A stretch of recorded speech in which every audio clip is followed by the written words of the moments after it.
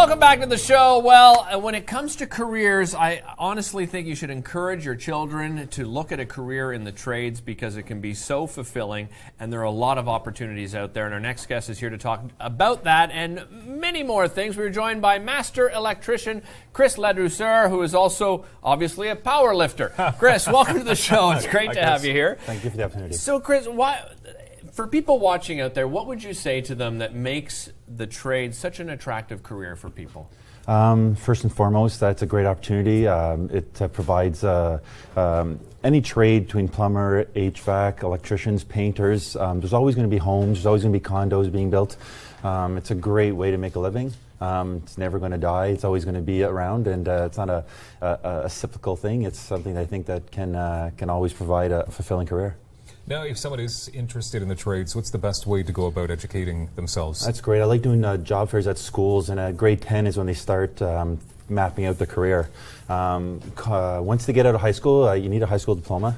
Right. And then pick up the phone book, find a career that you like, a plumber, like I said, electrician, phone up companies. We have ratios, how many electricians to apprentices. Find a company who's looking to hire, they take you on. It takes about 9,000 hours, 5 years approximately to become an electrician. Wow. You write your license, and then you can stay with one company. You can go to different companies. There's no set, something like that. And you can open, obviously, your own as well, right? Well, eventually. So I was trained by a great electrical company, and then you develop, you see how you're working for him, and you see how it can go, and you get that taste of what you can do, and then you become a master electrician, and then you open up your own business. It's the catch-22. You want good people, you train them, and then all of a sudden they realize, maybe I like doing this myself, and then they open up their own business.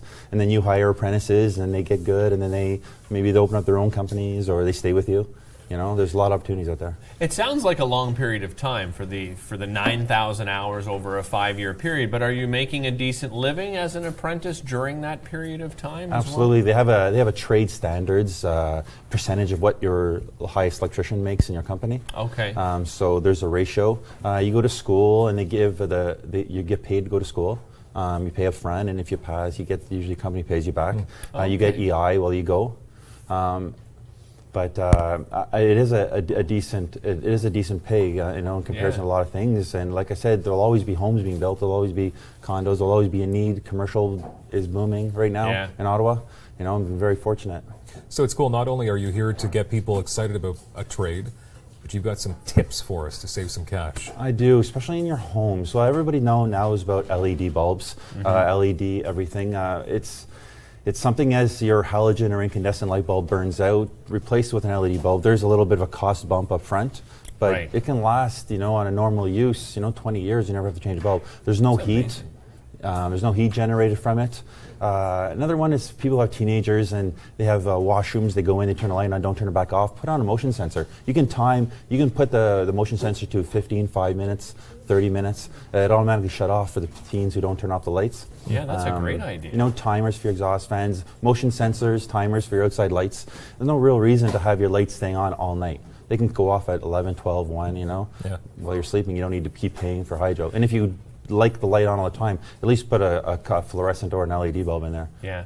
Chris, we've done some minor electrical at home, putting up a fan and that sort of thing. Has the technology changed much at all? Because, why am I still using these little morettes and stuff? It drives me crazy. Well, the theory of electricity hasn't really changed that much, but the products are much better. Have they? Yeah. Yes, absolutely. The morettes are much more better. They don't, they're not as flimsy, or they're not as, a little more strong. The new codes coming out are very helpful for homes. Safety features, tamper-resistant outlets for children. No longer can you put a bobby pin or any kind of safety pin inside a plug to get shocked. Really? It's so new codes today are very much more geared for kids and being friendly for home.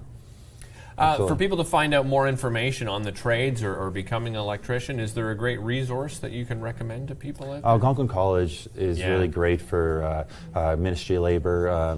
Their websites filled with options. There's so many trades out there to get into. Brick, mortar, painting, plumbing is a very booming industry. Being plumbers. I'm not just trying to push electricity. I think it's a great job. Right. I think it's really great. my experience dealing with, I deal with a lot of interior designers, to see how they would put pot lights, and then to see, 24 inches off the wall, how it lights up the paintings, directional versus flood. So you go into somebody's home and they don't really know exactly what they want, and you suggest something, and then at the end of the day you leave.